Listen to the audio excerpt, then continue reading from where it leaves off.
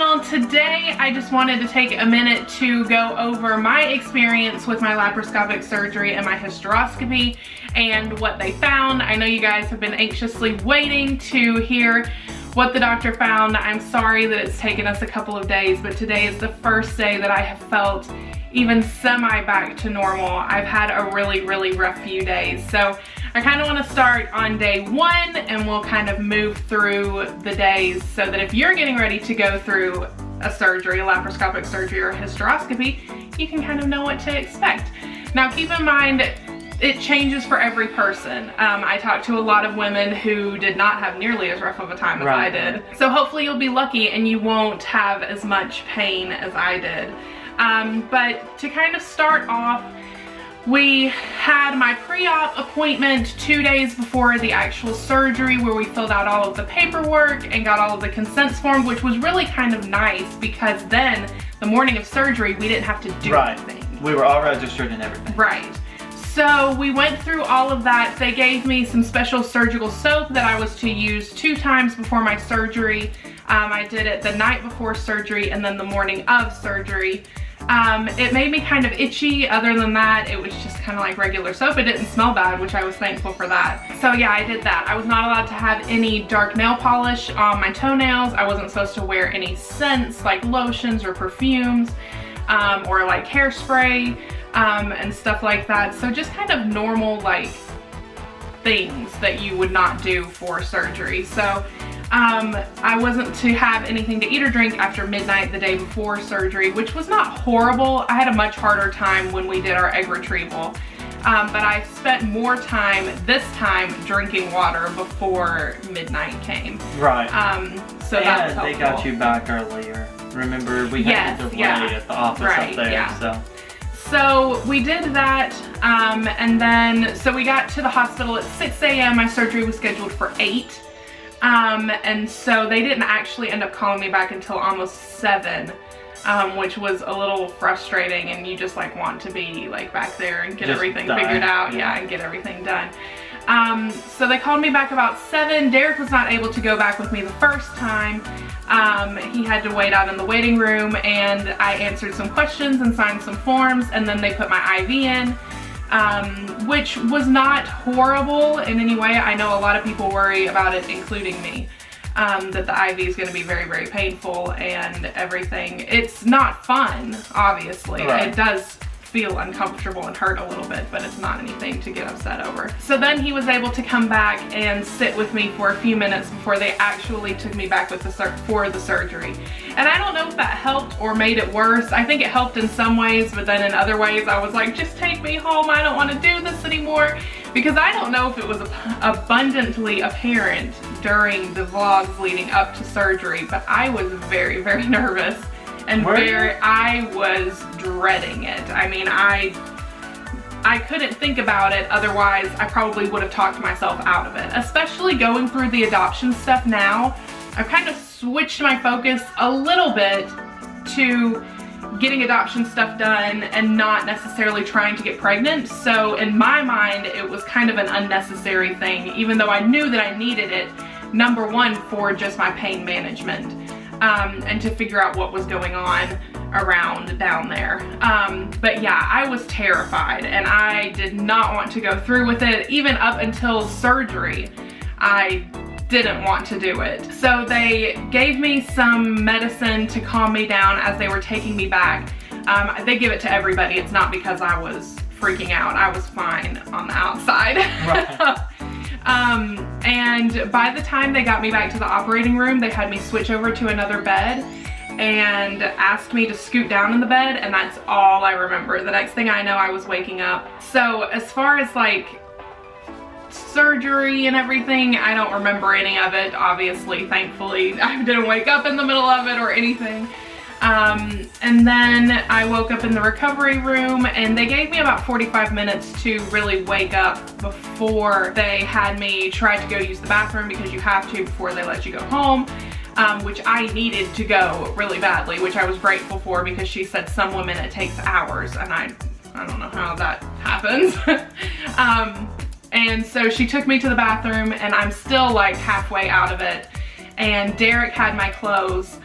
so she was like, do you want me to go get your husband and then he can help you get dressed? And I was like, yes, please, that would be so wonderful. Because it's kind of, I mean, after 6 years of infertility, I have very much gotten used to people seeing me naked or seeing, you know, certain parts of me, and a lot of people seeing them.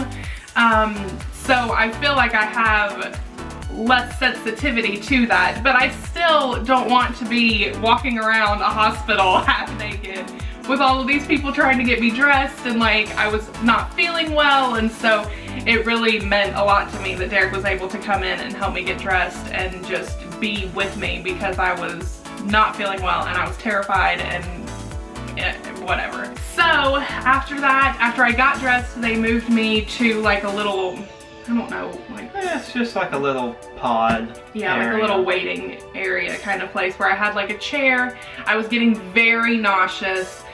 They gave me some different things to smell, which really helped a lot, because they had already given me some pain medicine and some nausea medicine through my IV. So we waited there for just a little while. She came and we signed the rest of like our release forms and stuff like that. And then they took me down to the car in a wheelchair. All of this is still very spotty. Until I got home and slept for a few hours, I don't particularly remember everything. Right. I was in and out. According to Derek, I said a lot of very funny things on the way home, which I don't remember the drive home, which is kind of strange to me that I would remember things in the hospital after my surgery, and then I kind of like blacked out again. Well, I think you were more lucid in the hospital than you were in the car. I think I was too, because I don't remember being in the car. Yeah.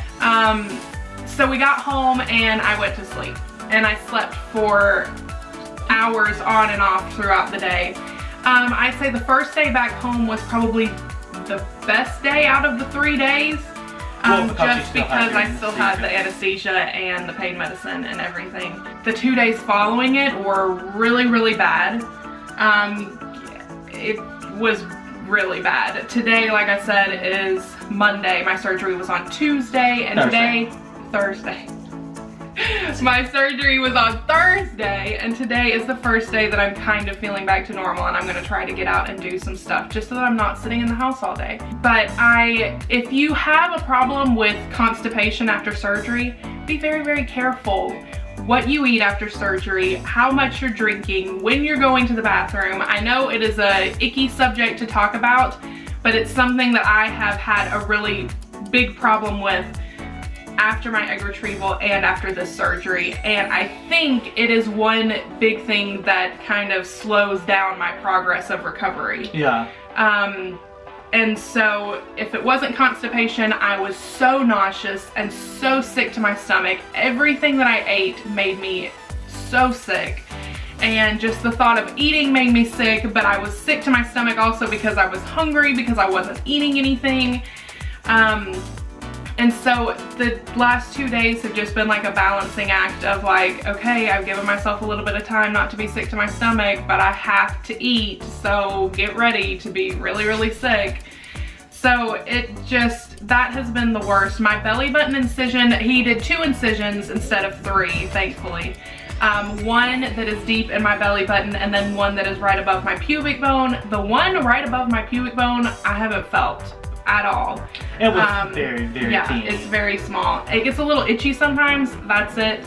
My belly button incision has been very, very painful. So anyways, yes, a hard few days, and I am grateful to be pulling out of the end of it. It was really, really tough. Thank you to this guy for taking such good care of me. I can't count the amount of times that I sent him out for something or asked him to go back downstairs to get something else. So let's get to the results for my surgery. First thing, I did have endometriosis that was on my uterus, tubes, ovaries. Thankfully, it was not on anything else. It can grow onto other things and cause many more problems. Mine had not gotten that bad yet. But mine had not gotten that bad yet, which I'm very thankful for. So number 1, endometriosis I did have. So the second thing that he found is a band around my left fallopian tube that was fused to the left wall of something. We don't know yet. We have a follow-up appointment in 2 weeks, so we'll get more information then.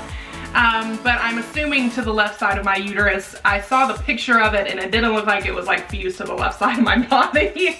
Yeah. But it was not able to float freely, which he said caused a lot of the pain. Yeah.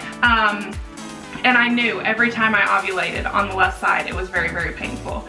And then the third thing that he found was some different, what did he call them? Lumpy bumpies in my uterus. Polyps is what they really are. But. And some scar tissue, maybe from previous pregnancies.